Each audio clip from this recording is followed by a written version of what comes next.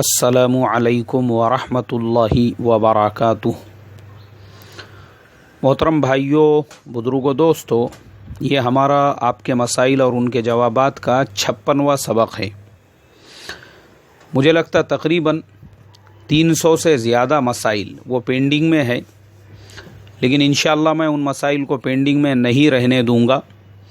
اللہ نے چاہا تو آج میں نے یہ ارادہ کیا ہوں کہ ان میں سے وہ تمام مسائل دوبارہ ریپیٹ نہیں کیے گئے ہیں اور مسئلہ پوچھنے والے نے نیچے اپنا نام، اپنے شہر کا نام لکھا ہے، وہ سارے مسائل کو آج میں لے لوں گا انشاءاللہ۔ اور اس کے بعد کے بھی جو حصے ہیں 56 کے بعد 57، 58، 59، ان کو انشاءاللہ آج ہی ریکارڈ کر دوں گا، کیونکہ آج کا پورا دن میں نے مسائل کے لیے وقف کر دیا ہوں، اس لیے اب بغیر کسی تاخیر کے پہلا مسئلہ لیتا ہوں۔ یہ مسئلہ محمد ہارون صاحب بامبے سے رائل شوز، ہمارے محمد ہارون صاحب رائل شوز والے، انہوں نے یہ پوچھا ہے، بولے مولانا کتابوں کے اندر جو فضائل مسواک کے ہے، کیا وہی فضائل نیم کی داتون کے بھی ہے؟ اور نیم کی داتون کا قرآن اور حدیث میں کہیں پر ذکر ہے؟ بھائی ہمارے محمد ہارون صاحب، آپ کے مسئلے کا جواب مجھے مل گیا ہے حضرت مولانا خالد سیف اللہ رحمانی صاحب کی کتاب الفتاوی جلد نمبر 2 صفحہ نمبر 39 مطلب 39 میں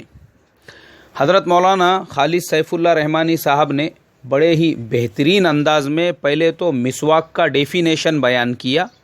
کہ مسواک کسے کہتے ہیں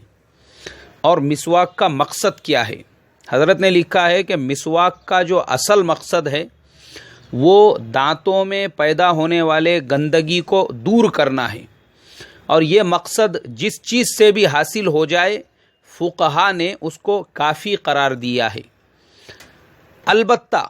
رسول اللہ صلی اللہ علیہ وسلم چونکہ لکڑی کی مسواک استعمال فرماتے تھے، اس لیے آلہ مسواک کی سنت اسی وقت ادا ہوگی جب لکڑی کی مسواک استعمال کی جائے، اور فعل مسواک کی سنت ادا ہونے کے لیے ٹوتھ پیسٹ اور برش کا استعمال کرنا بھی کافی ہے۔ اب محمد ہارون صاحب، آپ کا جو سوال تھا ایک دم آسانی سے حل ہو گیا کہ لکڑی کی مسواک چاہے پھر وہ کسی بھی لکڑی کی ہو، یہاں پہ مطلقاً لفظ لکڑی کا استعمال ہوا ہے، پھر وہ نیم کی لکڑی ہو، ببول کی لکڑی ہو یا پیلو کی لکڑی ہو، اور اللہ کے پیارے حبیب صلی اللہ علیہ وسلم کے زمانے میں عموماً جو مسواک کی جاتی تھی وہ زیتون کے لکڑی سے۔ تو پتہ یہ چلا